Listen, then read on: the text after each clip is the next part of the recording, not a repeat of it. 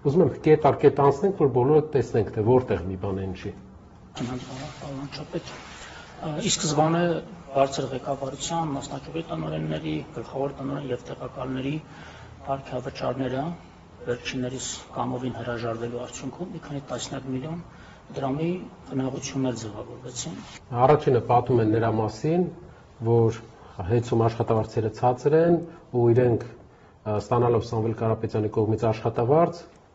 պարգևավճարներից հրաժարվել են եւ հնարավորություն են ստեղծել աշխատավարձ բարձրացնել։ Արգելի հայրենակիցներ, հեծում աշխատավարձը որոշում է հանրային ծառայությունների կարգավորող հանձնաժողովը, որը արգելում է ավելի բարձր աշխատավարձ վճարել։ Նույն բեցում, նույն աշխատավարձն է, եթե դուք այդպիսի լավ տրամադրվածություն ունեք մարդկանց հանդեպ, որ ուզում եք աշխատավարձ բարձրացրեք,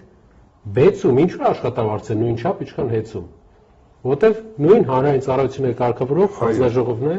որոշում։ Ասեմ ավելին, ի տարբերություն բեցի, հեծում վերջի տարիների ընթացքում Սամվել Կարապետյանը իր անձնական միջոցներից 11 միլիարդ դրամ է հատկացրել ավելյալ աշխատավարձ տալու համար կամ աշխատավարձը մարդկանց բարձր պահելու համար, որը ոչ մի սակագնի հետ կապ չունի, իր միջոցներից է։ Այսինքն նրանք խոսում են նրա մասին, որ հեծում ղեկավարության աշխատավարձը բարձր է, աշխատակիցների աշխատավարձը ցածր է,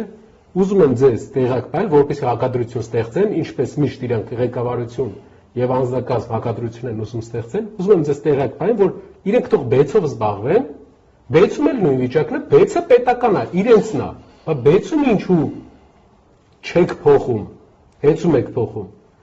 Միակ նպատակը ձեր ուղղակի արդարացնելն է, խլելը։ Ավելեմ, այդ աշխատավարձը ձևավորվում է հատուկ հանձնաժողովի, հանրային ծառայությունների կարգավորող հանձնաժողովի հաստատած մեթոդոլոգիայով, որը գիտականահենք մեթոդոլոգիա է, այսինքն ամեն անգամ այդ աշխատավարձը չի հաշվարկվում տարբեր ձևով, այդ նույն մոտեցումն է թե բեցում, թե ատոմականում, թե մնացած տեղերում, որոնք որ համարում են բնական մենաշնորհի սուբյեկտ, ունեն լիցենզիա եւ գտնում են պետական հանրային ծառայությունների կարգավորող հանձնաժողովի ներքո։ Իմիջիայլոց մի նրբություններ ասեմ, աշխատավարձի ֆոնդը հաշվելիս ըստ գործող պետական ստանդարտների սահմանվում է նաեւ աշխատողների թվաքանակը։